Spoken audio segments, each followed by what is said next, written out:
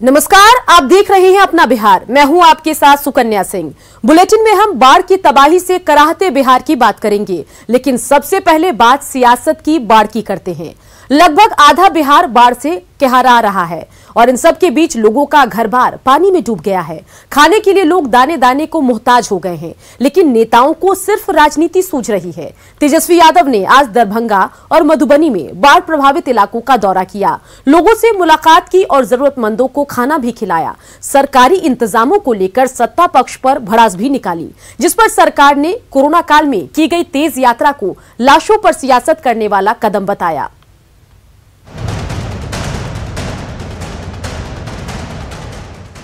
बिहार बाढ़ से बेहाल है। प्रदेश का बड़ा इलाका पानी में डूब चुका है।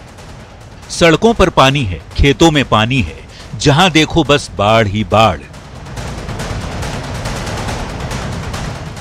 सरकार जरूरतमंदों तक राहत पहुंचाने के काम में जुटी है, तो नेता प्रतिपक्ष तेजस्वी यादव को भी बाढ़ पीड़ितों की याद आ गई और निकल पड़े दरभंगा और मधुबनी जिलों के दौरे पर। पटना से निकला तेजस्वी का काफिला पहले दरभंगा पहुंचा। वहां जाते ही तेजस्वी ने बाढ़ प्रभावित इलाकों का दौरा किया, जरूरतमंदों को खाना खिलवाया और लगे हाथ सरकार पर भड़ास भी निकाली। सरकार की ये जिम्मेदारी थी।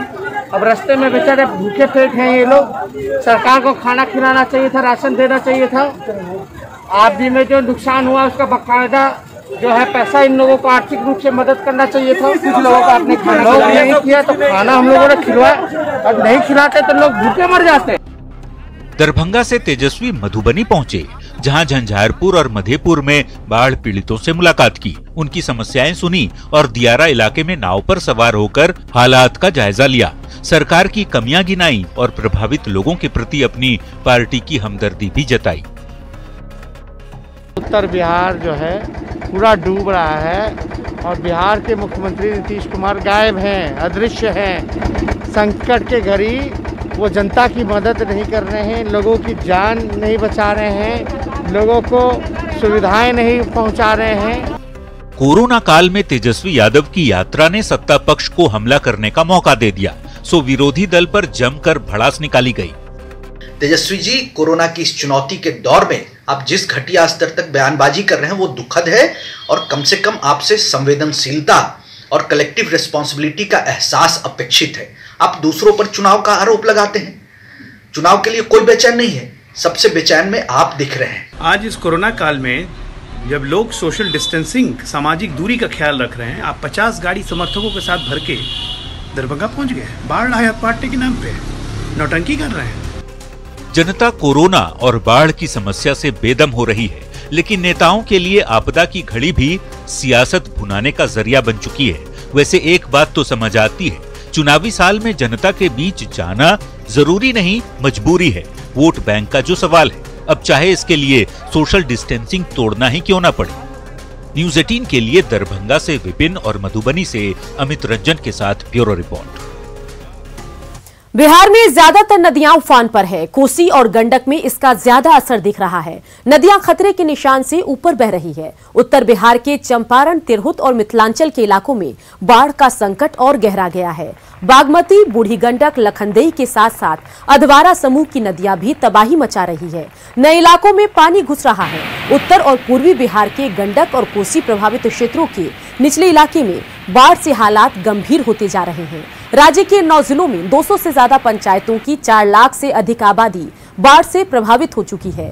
सुपौल, बगहा, दरभंगा और अररिया की तस्वीरों से आप अंदाजा लगा सकते हैं कि हालात कितने खराब हैं। नेपाल में हो रही भारी बारिश बिहार के लिए काल बन गई है। कई गांव बाढ़ के पानी में डूब चुके हैं। गंडक समेत तमाम नदियों का जलस्तर लगातार बढ़ रहा है। सैलाब की धार में तटबंध में दरारें पड़ने लगी है। एक के बाद एक नदियों के तटबंध जवाब दे रहे हैं। कई गांव जलमग्न होने के कगार पर हैं।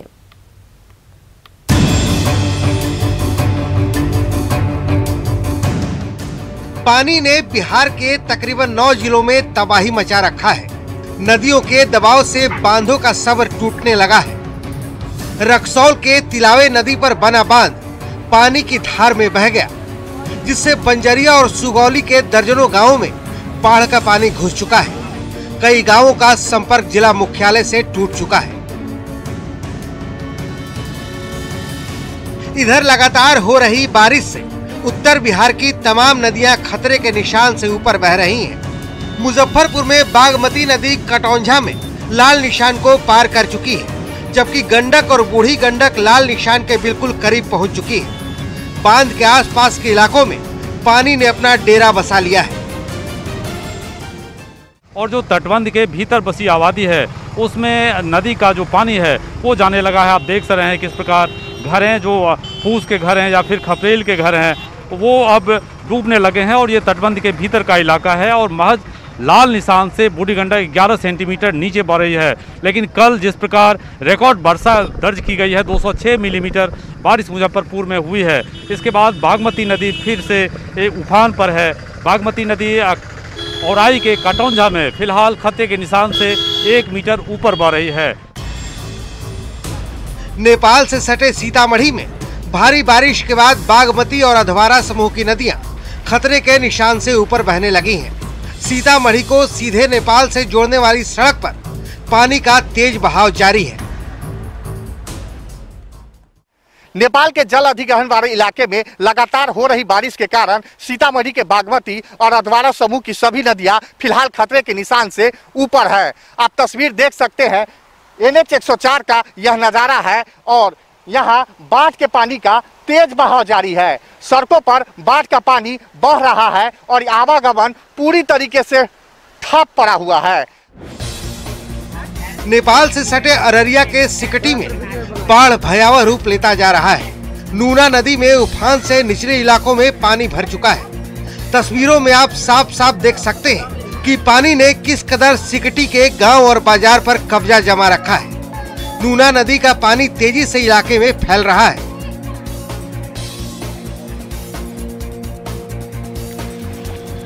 इधर नेपाल से सटे बगहा में जवानों के बैरक में भी पानी घुस चुका है। बाढ़ और बीमारी के बीच ड्यूटी कर रहे जवानों की हालत क्या है, तस्वीरों को देखकर हालात को समझ सकते हैं। हम अभी खड़े हैं बगहा पुलिस लाइन में और यह बैरक है, बगहा पुलिस जिला का बैरक है और पूरा बैरक पानी पानी हो गया है। आप देख सकते हैं किस तरह का पानी का सितम है और सामने पुलिस का मेस है। हम मेस में देखने की कोशिश करते हैं कैसे स्थिति खराब है,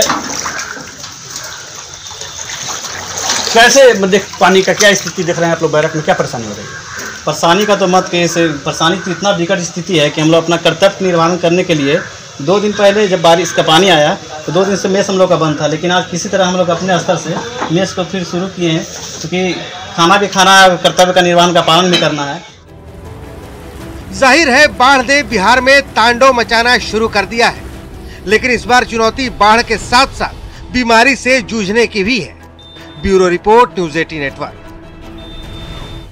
गंडक नदी के कहर ने कई गांवों के अस्तित्व को मिटा दिया। कई गांव अब भी पानी के चपेट में हैं। गांव में रहने वाले लोग अपने घर बार छोड़ हाईवे पर रहने को मजबूर हैं। ऐसे ही एक गांव है नैनहा, जो बगहा में पड़ता है। गांव पानी में डूब गया है और लोग बेबस हो सड़क के किनारे से अपने डूबते गांव को देख रहे हैं। गांव का जायजा लिया न्यूज़ 18 संवाददाता आनंद अमृतराज ने। बाढ़ में इंसान किस कदर मजबूर हो गया है, इसकी तस्वीर हम आपको दिखा रहे हैं।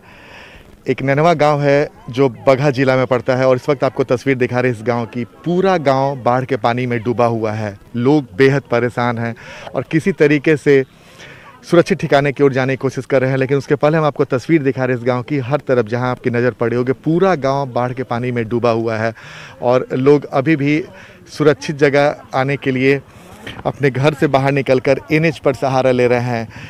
और जाहिर सी बात है, लगातार बाढ़ का पानी बढ़ने से गांव में रहना दुभर हो गया और ऐसे में अगर वो बढ़ते हुए पानी के बीच में घरों में रहते हैं तो खतरा बढ़ सकता है। तो खतरा मोल नहीं लेना चाहते हैं ग्रामीण, लेकिन चूँकि इनकी पूरी ज़िंदगी भर की कमाई इन्हीं घरों में है तो लोग घर को छोड़ना भी नहीं चाहते, लेकिन मजबूरी है। देखिए ऐसे ही गांव के ठीक बगल में ऐसे ऐसे टेंट बनाकर लोग किसी तरीके से जी रहे हैं। कुछ महिला हैं। क्या नाम है आपका? अमता खातून। जी पानी में तो डूब गया घर, पानी में डूब गल बा, सब आदमी के घर नुकसान हो गई, सामान गिर गई। भाग के आदमी जान अपन बचाव था। अच्छा, तो ये पहली बार इतना पानी आया कि इसके पहले भी कभी आया था? नहीं, 3 साल पर फिर आयल बा। 3 साल पर? एक पहले और उतरल। अच्छा, कितना नुकसान हो गया? बहुते सामान नुकसान बा। घर में के सामान गनला मान के बा, उठाला मान के बा। बहुत सामान नुकसान भइल। तो इसी टेंट में रहती हैं? हाँ। देखिए इसी टेंट में इन्होंने अपना पूरा गृहस्थी बसा रखा है। तो जितना जमा पूंजी था सब तो बर्बाद हो गया होगा? सब बर्बाद में। तो देखिए जितनी जमा पूंजी थी वो भी बर्बाद हुआ और जाहिर सी बात है बाढ़ ने बहुतों को काफ़ी नुकसान दिया है। और यही वजह है कि नन्हा गांव जिसकी तस्वीर हम आपको दिखा रहे हैं, इस गांव में भी ज़बरदस्त तबाही हुई है। लोग बाढ़ में किसी तरीके से बचने के लिए अपने घर से बाहर निकलकर एनएच पर शरण तो ले लिए हैं, लेकिन इनकी नज़रें टिकी हुई हैं अपने गांव पर कि कब जल असर उतरे और जल्दी से वो अपने घर पे जाए। लेकिन फ़िलहाल तस्वीर ऐसी ही है कि इनके गांव में ज़बरदस्त पानी है और वो घर को छोड़कर टेंट में शरण लिए हुए हैं। कैमरामैन सुबोध के साथ आनंद अमृतराज, न्यूज़ 18 नेटवर्क, नन्हा, बगहा। कोसी के बढ़े हुए जलस्तर के कारण सुपौल के बलवा गांव में भारी तबाही का मंजर है। बलवा गांव में पानी घुस जाने के कारण बच्चे घरों के छप्पर पर शरण लिए हुए हैं। घर में घुटना भर पानी भर गया है। महिलाएं बैठकर रात काटने पर मजबूर है। कई लोगों के जानवर पानी में बह गए। लोग प्रशासन से राहत के सामान मांग रहे हैं। अब तक न तो प्रशासन की कोई टीम पहुंची और न ही कोई जनप्रतिनिधि। बलवा गांव जाकर जायजा लिया न्यूज़ 18 संवाददाता रवि एस नारायण ने। हम अभी तेलवा पंचायत के मुसहरी गांव में हैं और यहाँ पे आप ज़रा देखिए कि ये पूरा घर है और घर जो है वो किस तरह से घर के अंदर जो है घुटना भर पानी जो है वो जमा हुआ है और पूरी तरह से जो घर जो है वो तबाह हुआ है। यहाँ पे घर जो है वो गिर रहे हैं। ये ज़रा देखिए कि यहाँ पे इनका रहने का ये जगह है, लेकिन चौकी जो है ये इस पर इनका बेड है, लेकिन पूरी तरह से पानी में डूबा हुआ है। और यहाँ से लोग निकल करके बाहर छत पर शरण लिए हुए हैं और ये जो स्थिति है वो परेशान करने वाली है। और पूरा गांव जो है एक ढंग से कहें कि बुरी तरह से यहाँ पे तबाह हुआ है। चूल्हे अगर देखें तो सारे चूल्हे जो इनके खाना बनाने के वो डूबे हुए हैं। पूरे घर के लोग जो हैं वो शरण लिए हुए हैं यहाँ पे छतों के ऊपर। और ये एक ढंग से कहें तो बहुत परेशान करने वाली तस्वीर है। और अभी तक प्रशासन जो है वो यहाँ तक नहीं पहुँचा है। यहाँ पे न नाव सुविधा मिली है और एक ढंग से यहाँ पे खाना बन रहा है। यहाँ पे घर में पानी पूरा घुस गया है। चूल्हा बाहर लेकर के आए हैं आप लोग? चूल्हा बाहर लेकर के आए हैं? हाँ। अच्छा, घर में पानी है? हाँ जी सर। घर में पूरा पानी घुसा हुआ है? हाँ। बच्चे कहाँ हैं? छप्पर। कहाँ पे? छप्पर पर। छप्पर पे बच्चों के लिए खाना बना रही हैं? हाँ। कितनी दिक्कत, मतलब कहीं से कोई सरकार की तरफ से कुछ मिला है अभी तक? नहीं। नहीं। तो ये जरा देखिए कि यहाँ पे बच्चे जो हैं वो छप्पर पे हैं। बच्चों के लिए माँ जो है वो खाना बना रही है। पूरा गांव पानी में जलमग्न है और प्रशासन की तरफ से फिलहाल कुछ भी नहीं मिला। कैमरा पर्सन दीपक के साथ रवि एस नारायण, न्यूज़ 18 सुपौल।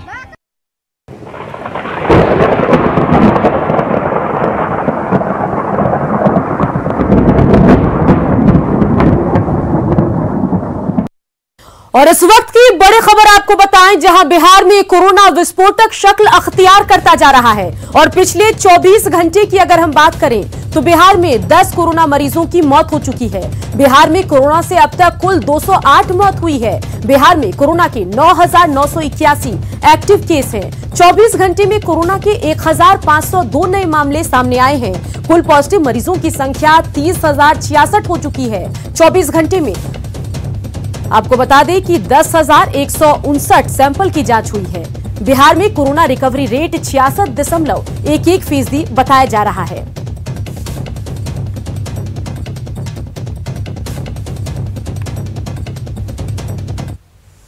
तो ये तो बात हुई पिछले 24 घंटे की। अब हम आपको पिछले 5 दिनों में कोरोना के आंकड़ों का ग्राफ दिखाते हैं, जिससे जाहिर होता है कि बिहार में कोरोना विस्फोटक स्थिति में पहुंच चुका है। 18 जुलाई को अगर हम बात करें तो 1,667 नए मामले सामने आए हैं।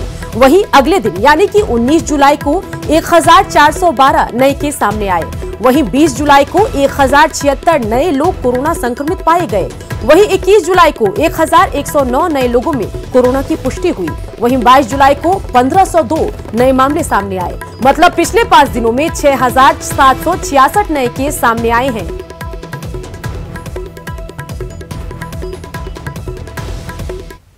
बिहार में कोरोना के बढ़ते कहर के बीच राज्य सरकार ने पटना के 18 निजी अस्पतालों को भी कोरोना के इलाज के लिए चिन्हित किया है और इसकी सूची भी जारी कर दी है। लेकिन इनमें से कई ऐसे निजी अस्पताल हैं जहां फिलहाल कोरोना का इलाज संभव नहीं है। देखिए न्यूज 18 संवाददाता संजय कुमार की रिपोर्ट।